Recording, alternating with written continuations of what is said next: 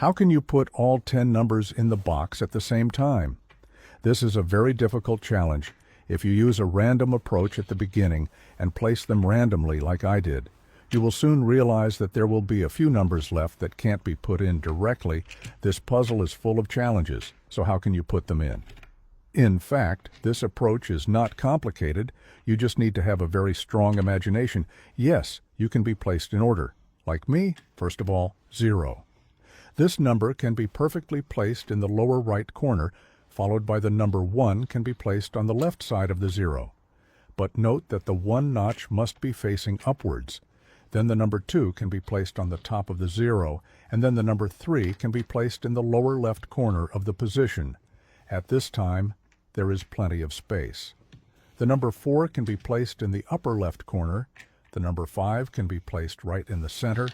The number 6 can be placed above the 3. How can the number 7 be placed?